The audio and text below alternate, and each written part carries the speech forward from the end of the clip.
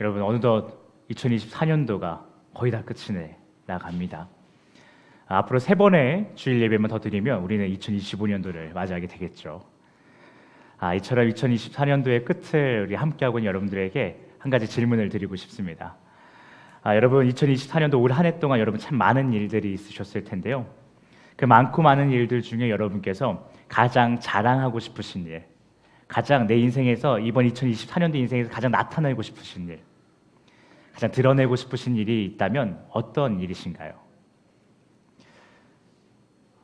오늘 메시지 시간 동안 한번 고민해 보셨으면 좋겠습니다. 여러분이 올 한 해 동안 가장 기억에 남고 가장 자랑스럽고 가장 중요한 사건으로 여길 만한 그것은 무엇이었는지, 그래서 시간이 된다면 그래서 누군가에게 이야기할 수 있다면 누군가에게 나 이런 일이 있었어라고 무엇을 자랑하고 싶으신지 한번 고민해 보셨으면 좋겠습니다. 그러면 이러한 고민을 안고 우리 오늘 본문 속으로 한번 들어가 보도록 하겠습니다. 여러분, 오늘 본문 1절을 보시면요, 여호와의 영이 임했다라고 하는 사람이 한 명 나옵니다. 그리고 여호와의 영이 임했다라는 것은 그냥 단순하게 그에게 여호와의 영이 임했다로 끝나는 것이 아니라 여호와의 영이 임했다라는 것은 그가 기름 부음 받은 자, 곧 어떤 일을 하기로 선택받은 자가 됐음을 이야기하고 있습니다. 여러분, 그렇다면 여호와의 영이 임함으로 기름 부음을 받았다라고 하는 그 사람이 어떤 일을 하기로 선택받은 것일까요? 오늘 본문 1절에 말하지 않습니까? 여호와의 영이 임하여서 그가 기름 부음 받은 자로 칭하여졌다라는 거예요. 그런데 그 기름 부은 자의 의미가 무엇이냐 하면 어떤 일을 하기로 선택받은 자들에게 항상 기름 부음을 해주죠. 다윗이 이스라엘 왕으로서 선택받았을 때 무엇을 받죠? 기름 부음을 받죠. 마찬가지입니다. 오늘 본문에서 여호와의 영이 임함으로 기름 부음 받았다라고 한 사람은 어떤 일에 선택을 받았다라는 것이에요. 그러면 그 사람은 과연 어떤 일에 선택을 받은 것일까요? 그것은 바로 여러분께서 그리고 제가 앞서 말씀 봉독 시간에서 보았듯이 확인했듯이 이 기름 부음 받은 자가 하기로 선택받은 그 일은 가난한 자에게 아름다운 소식을 전하는 일입니다. 여러분, 그렇다면 이 아름다운 소식이 담고 있는 내용은 무엇일까요? 1절 후반부를 보시면요, 아름다운 소식은 마음이 상한 자의 마음이 고쳐지고 포로된 자가 자유해지고 갇힌 자가 노임을 받게 된다는 내용을 선포하는 것입니다. 그리고 본 내용은 2절에 조금 더 확장돼서 이렇게 얘기하고 있습니다. 여호와의 은혜의 해와 하나님의 보복의 날을 선포한다라고 얘기하고 있습니다. 그것이 바로 기름 부음 받은 자가 해야 될 일인 것이죠. 그리고 그 선포는 결국 이 땅에 있는 모든 가난한 자들, 모든 슬픔이 있는 자들을 위로한다라고 나와 있습니다. 여러분, 진짜 지독한 슬픔에 빠져 있는 사람을 만나본 적 있으신가요? 아니면 여러분께서 그 지독한 슬픔에 빠져본 적이 있으신가요? 정말 지독한 슬픔에 빠져 있는 사람들을 만나서 그들을 위로하려고 한다면 여간 어려운 일이 아닙니다. 왜냐하면 그 사람에게 자칫 내가 위로하겠다라고 하는 말이 더 큰 상처를 줄 수 있기 때문이에요. 저는 얼마 전에도 이제 장례식장에 다녀왔지만 우리 형제교회인 정유장 교회 목사님 조문에 다녀왔지만 전 장례식 갈 때마다 참 어렵습니다.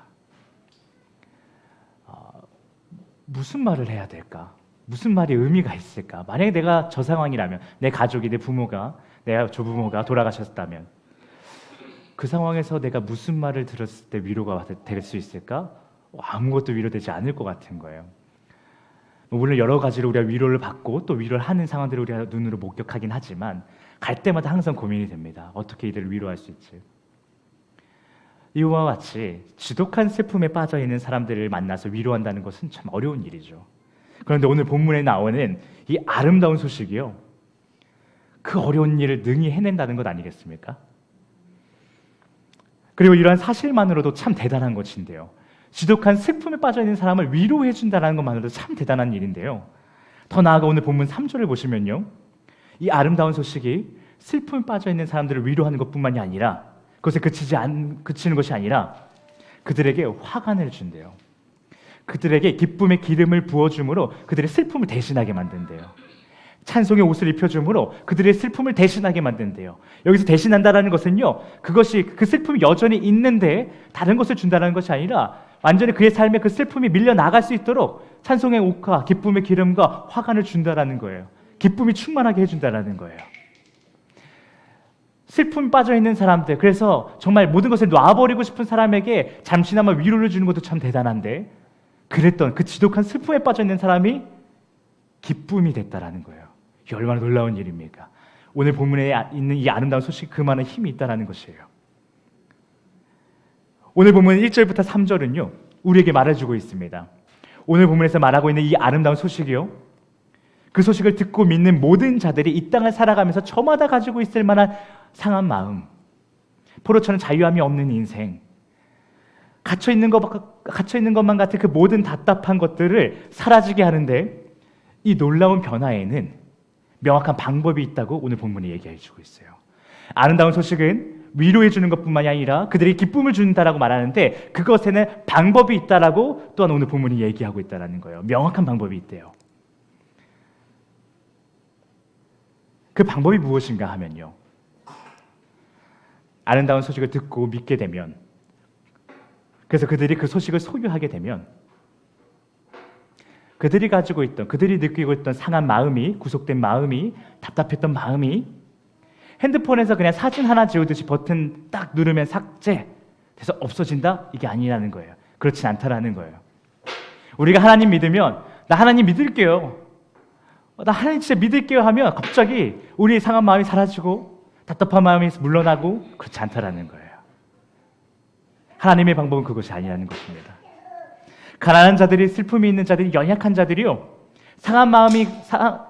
그들이 상한 마음을 가지게 만들었던, 갇힌 마음이 들게 만들었고, 자유함이 없게 만들었고, 그래서 답답하게 만들었던 그들의 시선의 문제, 이 땅의 논리에 속아서 없어질 것에 집중하고 그것을 탐색하고 그것을 추구하게 만들었던 그들의 시선의 문제를 해결하시는 방법을 통해서 주님은 역사하신다라는 거예요. 갑자기 무슨 마법같이 뿅 해서 도깨비 방망이처럼 일하시는 것이 아니라 그들의 시선을 하나하나 바꿔나가시는 것으로 주님은 일하신다라는 거예요. 그래서 아름다운 소식을 듣고 믿는 자들로 하여금 그 시선을 더 좋은 것, 이 땅에서 주는 것과 비교할 수 없는 것, 이 땅에서 우리가 보았고 누렸던 것과는 비교할 수 없는 것들로 우리의 시선을 옮기신다라는 거예요. 그래서 그렇게 그들이 더 이상 마음 상할 일도, 포로처럼 구속될 일도, 갇힌 마음이 들어 정말 답답한 가운데 씨름할 일도 없게 만들어준다라는 것이에요. 여러분, 그렇다면 이 놀라운 일을 위해 선택받았다라고 하는 자, 그 오늘 보면 1절에 나온 자, 그 자는 누구일까? 이 놀라운 일을 행하기에 선택받은 자, 그 자는 과연 누구일까요? 오늘 본문 말씀의 표현을 빌리자면요, 이 놀라운 일, 아름다운 소식을 전함으로 슬픈 자들을 위로하고 그들의 삶을 기쁨으로 변화시키고, 그들의 그 기쁨을 변화시키는 방법이 그냥 버튼 하나 딱 누르는 것이 아니라 그들과 함께 하나하나 그들의 인생 가운데 관여하면서, 함께하면서 그들의 시선을 조금씩 더 선한 것으로 옮겨가게 만드는 그 자, 오늘 본문에서는 여호와의 영이 임한 자라고 하고요, 기름 부음 받은 자라고 합니다. 여러분, 그분이 가는 누구실까요? 여러분, 교회 하루 이틀 다니신 거 아니잖아요. 다 아시잖아요. 여러분, 그것을 우리가 같이 그래도 우리의 경험과 우리의 신앙의 짬밥을 가지고 얘기하는 것이 아니라 말씀을 가지고 얘기해봤으면 좋겠습니다. 오늘 이 본문 가운데 나오는 1절에 나오는 그 사람이 누구인지 누가복음 4장 16절부터 19절의 말씀을 가지고 우리 한번 확인해봤으면 좋겠어요. 우리 다 같이 누가복음 4장 16절부터 19절을 함께 보겠습니다.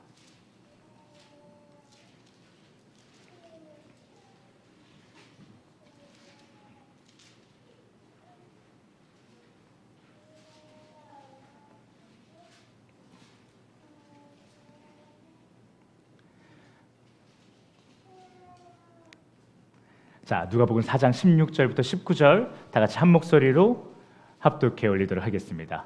시작. 예수께서 그 자라나신 곳 나사렛에 들어가 안식일에 늘 하시던 대로 회당에 들어가서 성경을 읽으려고 서시니 선지자 이사야의 글을 주께서 이렇게 기록된 데를 찾으시니 곧 주의 성령이 내가 임하셨으니 이는 가난한 자에게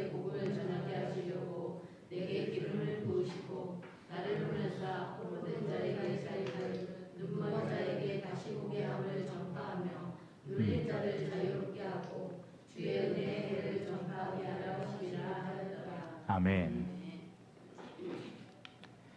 여러분, 누가 그 기름 부음 받은 자, 누가 주님의 은혜의 해를 선포하는 자라고 오늘 누가복음에 얘기하고 있죠? 구약에서 이사야, 그리고 누가복음에 가서 예수 그리스도와 똑같은 이야기를 합니다. 여러분 잊지 마십시오. 주님께서 이 땅에 오신 이유가 무엇인가 하면 그것은 바로 여러분과 저의 슬픔을 기쁨으로, 아픔을 기쁨으로 변화시켜 주시기 위해서입니다.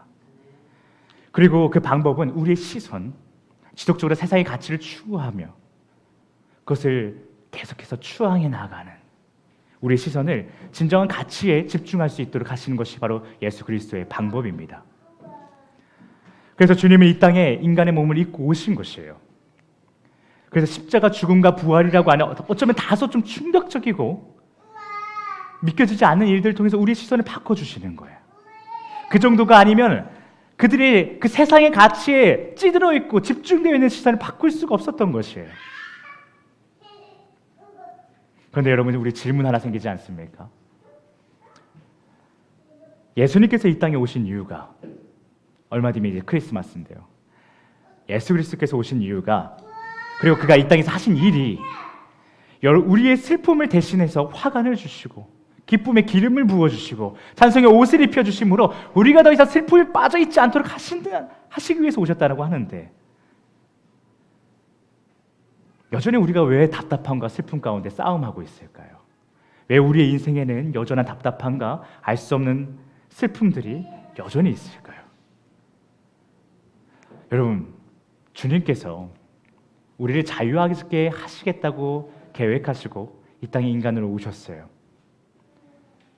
주의 여호와의 영이 임한 자로서, 기름 부음 받은 자로서 왔단 말이에요. 그런데 그런 주님께서 능력의 왕이 아니라 무능력의 왕일까요? 그래서 우리가 그가 그렇게 계획하고 오셨고 실행했다고 하는데 왜 내 인생이 이 모양이지 싶은 걸까요? 아니면 지금 이 자리에서 우리가 주님을 믿고 있다고 얘기하고 있는데 사실 우리가 주님을 안 믿는 것은 아닐까요? 우리가 구원받은 주님의 백성이 아닌 것은 아닐까요? 그래서 우리가 주님의 은혜를 경험하지 못하고 있을까요?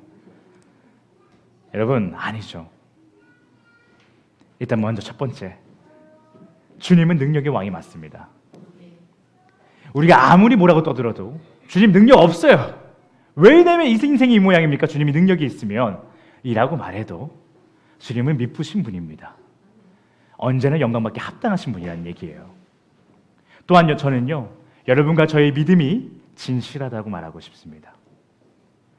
인간이 누군가의 믿음을 평가하고 어떻다라고 말하는 것은 어불성설이긴 하지만 그래도 저는 믿습니다.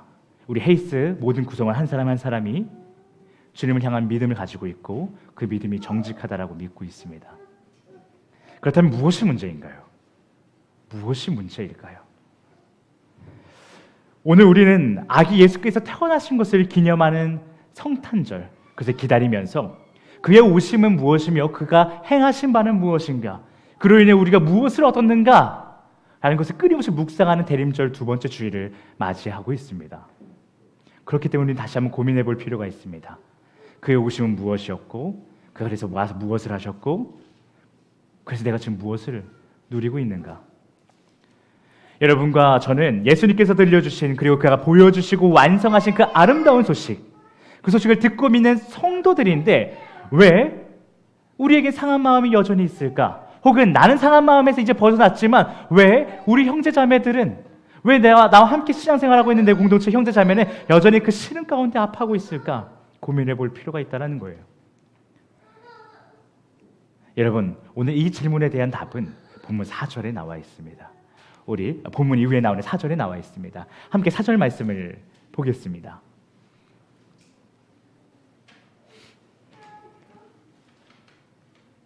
이사야서 61장 4절 말씀입니다. 우리 다 함께 한 목소리로 봉독하겠습니다. 시작.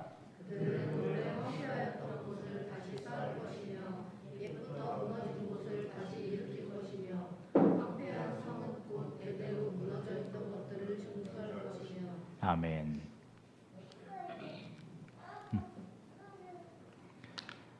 여러분, 해당 말씀은요, 본문 지금 4절은요, 우리가 읽었던 이것은 문자적 의미와 비유적 의미라는 두 가지 의미에서 바라볼 수 있습니다. 그리고 과거와 미래와 현재라고 하는 세 가지 시점에서 해석할 수 있습니다. 여러분, 먼저 문자적 의미라는 것은요, 말 그대로 오늘 본문 4절 이야기가, 지금 이야기가요, 실제로 그렇게 벌어질 것이다라는 얘기를 하고 있는 것이에요. 그래서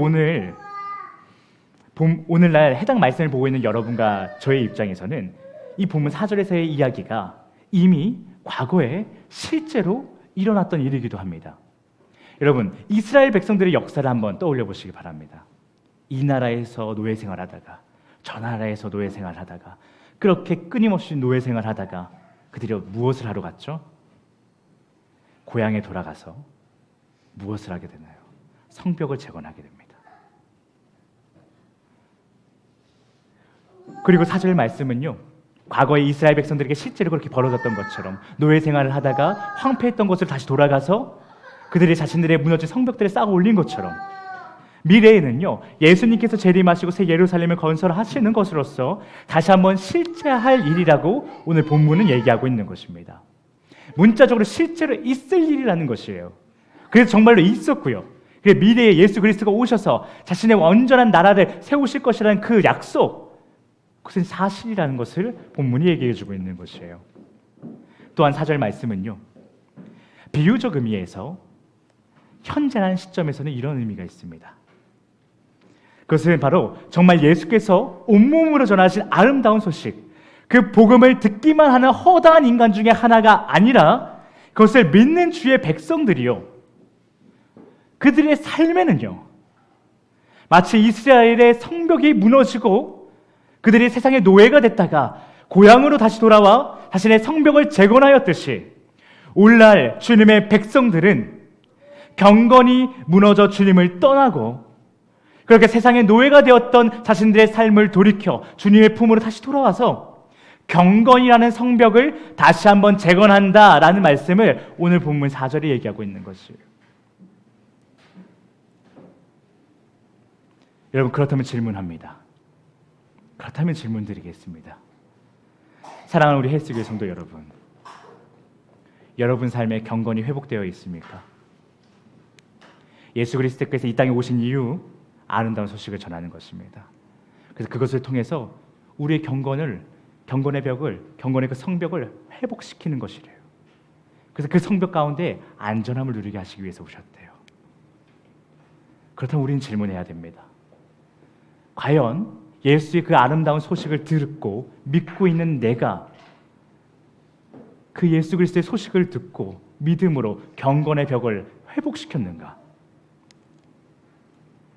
조금 더 직접적으로 질문드리겠습니다.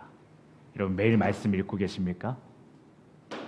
설마 주님을 떠나서 세상의 노예가 되었던 이스라엘 백성들처럼 오늘 하루 난 말씀 없이도 살 수 있다고, 나에겐 힘이 있고 나에겐 능력이 있고 나에겐 백이 있고 나에겐 물질이 있고 나에겐 친구들이 있고,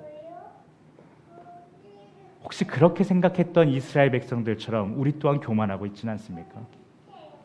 여러분, 또 한번 질문 드립니다. 매일 기도하고 계십니까? 설마 주님의 뜻을 물어보고 주님의 뜻에 순응시키기 위해서, 나를 순응시키기 위해서 기도라는 시간을 우리는 매일매일 가져야 될 텐데, 혹시 그 시간이 여러분 없이도, 매일 기도하는 시간이 없이도 자신이 하나님의 뜻을 다 아는 것처럼, 하지만 자신의 소견에 옳은 대로 행했던 이스라엘 백성들처럼 살아가고 있지는 않으십니까? 또한 말씀과 기도 시간을 통해서 주님의 명령을 따라 복음을 전하는 삶, 그 삶 여러분 살고 계십니까? 여러분, 일주일 7일인데 5일 정도만 말씀 읽어도 되지 않겠습니까? 아닙니다. 그렇지 않습니다. 주일날 기도 찐하게 하면 나머지 6일을 좀 그라데이션으로 점점 흐려지다가 주일 다시 한번 찐하게 또 하고 이러면 되지 않을까요? 그렇지 않습니다. 여러분 오늘 본문 3절이요. 모든 믿는 자들에 대해서 어떻게 말하고 있는지를 보십시오. 모든 믿는 자들을 향해서 이렇게 말하고 있습니다. 그들이 의의 나무 곧 여호와께서 심으신 그 영광을 나타낼 것이라고 말하고 있습니다. 또한 본문 이후에 5절을 보시면요. 오직 너희는 여러분을 향한 것입니다. 여러분과 저를 향한 얘기예요. 오직 너희는 여호와의 제사장이다 라고 말하고 있습니다.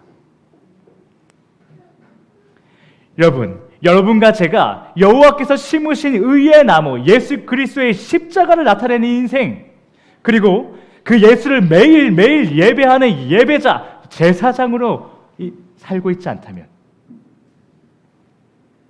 그러면서 우리의 인생이 자랑할 것이 이 땅에서의 나의 성공과 나의 성과뿐이라고 말한다면, 그리고 우리가 매일 묵상하고 되새기며 또한 바라는 것이 이 땅에서의 나의 성공과 안정뿐이라면, 그 자체가 나쁜 것은 아니죠. 그런데 그뿐이라면, 거기서 그치고 있다면,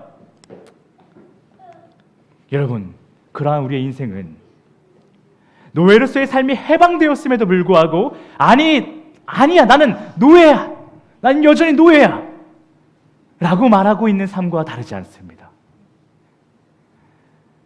그러면서 나의 인생에는 상한 마음을 치유해 주시는 주님이 없어. 나를 자유하게 해주시는 주님도 없고, 나를 갇힌 자에서 해방시켜 주시는 주님도 없어 라고 오해하고 있는 것일지도 모르겠습니다. 여러분, 아름다운 소식, 즉 예수님의 사랑은 이미 우리에게 선포되었습니다. 그리고 그 소식은 여러분의 인생에 있는 그 슬픔과 근심과 아픔을 모두 다 변화시킬 만한 놀라운 능력이 있습니다.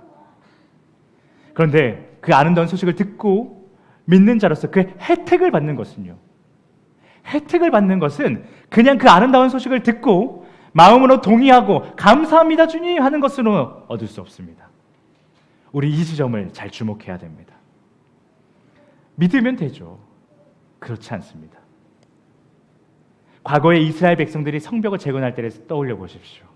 말씀을 읽지 않으셨다고 하더라도 여러분의 입장이라 생각해 보십시오. 지금 우리 교회가 무너져 내렸습니다. 그래서 이 벽이 다 부셔졌고요. 지금 이 운동기구들이 다 넘어져 있고요. 저 지금 TV가 떨어져 있고요. 막 엉망입니다. 그래서 우리가 이것을 재건해야 돼요. 재건하겠다라고 믿음으로 됩니까? 그렇지 않습니다. 주님이 그들에게 성벽을 재건하라고 명령하실 때에 그들에게 명령하신 것은요, 성벽을 재건하다가 그 돌덩이에 손도 좀 다쳐보고요, 돌덩이 옮기다가 근육통도 좀 생겨보고요, 그러다 옷도 좀 상해보고요, 넘어지기도 하고요, 세상에 조롱도 받는 것입니다. 실제로 이스라엘 백성들이 성벽을 재건할 때 그랬습니다. 그들의 몸이 상하였고 그들의 마음은 온통 상했습니다. 그렇게 그들은 그 가운데 견디며 땀을 흘리며 성벽을 재건한 것입니다. 믿음으로 하지 않았습니다. 그 결과 이스라엘 백성들은요, 자신들의 정체성, 자부심, 자유함을 회복하게 됩니다. 이 당시의 민족들에게 각각의 성벽은요, 그와 같은 것입니다. 나의 존재를 나타내는 것, 내가 누구라고 이야기할 수 있는 것, 나의 당당함. 성벽이 없으면 마치 옷을 헐 벗은 것 마냥 부끄럽고 수치스럽고 정말 숨고 싶었던 상황이 그 당시의 사회상입니다. 그런데 그들이요, 손을 다치면서 근육통이 생기면서 옷이 찢어지면서 세상에 조롱을 받으면서도 불구하고 성벽을 재건하려고 노력하고 땀을 흘리고 실질적인 헌신을 했을 때 그들의 성벽이 재건되며 완성됨으로 그들의 모든 삶은 회복되었습니다. 미래에 예수님께서 새 예루살렘을 건설하시고 우리가 그 가운데 동참하는 것도 마찬가지입니다. 물론 새 예루살렘에 주님의 온전한 나라를 건설하시는 것, 그것에 우리의 의가 보탬되지는 않습니다. 우리가 뭐 어떻게 한번 제가 이렇게 제 지분이 있습니다라고 말할 만한 것은 아니죠. 그러나 여러분과 제가 이 땅에서 피눈물을 나는 신앙의 노력으로, 열심으로 믿음의 경주를 완주해야만이 그 온전한 주님의 나라에 들어갈 수 있다고 사도 바울은 말합니다. 여러분, 주님을 믿는 삶은요, 성벽 재건의 삶입니다. 성벽 재건의 삶입니다. 그리고 그 성벽 재건의 삶은 매우 실질적인 것입니다. 그래서 여러분이 주님께 보이는 그 부단한 노력, 주님, 성벽을 내가 재건하겠습니다. 성벽을 재건하겠습니다. 손을 좀 다쳤는데요. 그럼에도 불구하고 성벽 재건하겠습니다. 주님, 내가 아끼는 옷인데 좀 찢어졌습니다. 어떡하죠? 그래도 성벽을 재건하겠습니다. 주님, 우리 성벽을 재건할 때마다 계속 저 사람들이 와서 나 놀려요, 비난해요, 조롱해요. 무슨 경건의 성벽을 재건하냐고. 주님, 그래도 나는 주님 성벽을 재건하겠습니다. 그 부단한 노력, 그 부단한 경건의 노력 가운데 하나님께서는 우리에게 자유를, 회복을 조금씩 성벽이 쌓아져 감을 보면서 진짜 돌 위에 돌 하나 남지 않았던 그 성벽이 이렇게 내 키만큼 생겼네. 더 생겼네. 완전히 완벽해졌네 라고 하는 것을 바라보면서 그렇게 조금씩 주님은 우리에게 회복을 경험시켜 주신다라는 거예요. 사랑하는 헤이스 패밀리 여러분, 오늘날 여러분의 인생에 예수님의 놀라운 십자가 사랑이 힘이 되고 능력이 되고 생명이 되기 위해서는 실질적인 행위와 노력과 동참이 필요합니다. 그것은 바로 경건의 삶을 살아가는 것입니다. 말씀 앞에 서는 것입니다. 매일 단 5분이라도 10분이라도 1시간, 2시간 그렇게 점차 여러분의 경건의 벽을 세워가는 것입니다.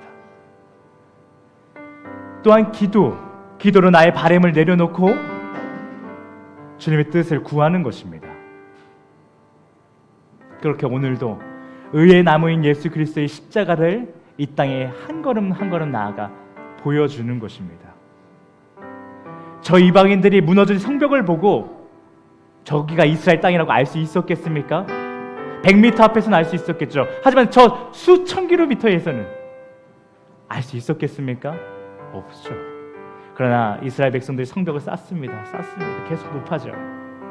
끊임없이 그 높은 주님의 허락하신 그 성벽을 지었어요. 그러면 가까이 있지 않던 이방인들도 저 멀리서 저거 뭐야? 저거 성벽이야. 이스라엘 성벽이야 라고 말하게 되는 것입니다. 여러분, 우리 전도 참 힘들죠. 요즘 기독교적인 얘기만 해도 비난받기 일쑤입니다. 전도하는 것 근데 또 어렵지 않습니다. 여러분의 경건의 성벽이 쌓아지면 쌓아질수록 세상은 여러분을 바라보고 저기가 바로 예수 그리스도의 성벽이다, 예수 그리스도의 나라다 라고 얘기할 것입니다. 여러분, 오늘부터 여러분의 인생과 여러분의 가정의 경건의 성벽을 재건하십시오.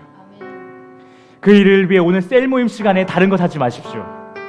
오늘 권면합니다. 오늘 셀 모임 시간에 다른 거 하지 마십시오. 각자 고민하시고 나는 매일 어떤 시간에 말씀 읽고 기도할 거야 라고 선포하는 시간 가지십시오. 그리고 그 선포를 듣고 서로를 응원하면서 기도하십시오. 그래, 그렇게 너의 경건의 벽이 쌓아져서 너의 인생을 통해서 하나님의 의가 나타날 거야. 하나님의 의에 남은 예수 그리스도의 십자가 나타날 거야. 그렇게 되기를 내가 믿어. 주님이 그렇게 역사하실 거야 라고 여러분의 셀원을 위해서 중보해 주십시오. 그렇게 우리 다 함께 성벽의 경건의 성벽을 재건함으로 예수 그리스도께서 이 땅에 오신 이유, 즉 우리의 경건을 회복시키사 한 사람 한 사람이 슬픔이 아닌, 근심이 아닌 기쁨 충만한 제사장의 삶을 살아가는, 그렇게 주님의 그 놀라운 계획이 우리 삶 가운데, 우리 헤이스 가운데 넘쳐나기를 예수 그리스도의 이름으로 축복합니다. 우리 시간 함께 찬양하기를 원합니다. 함께 찬양하실 곡은요, 내 손을 주께 높이 듭니다 라는 찬양입니다. 우리 시간 내 근심과 내 걱정거리를 붙잡고 있던 우리의 손을요 다 내려놓고 주님 앞에 올려드렸으면 좋겠습니다. 내 모든 것 주님께 다 올려드립니다. 주님, 제 대신 화관을 허락하여 주시옵소서. 슬픔 대신 희락을 허락하여 주시옵소서. 근심 대신 찬송의 옷을 입혀 주시옵소서. 우리 주님을 찬양하며 나아가도록 하겠습니다.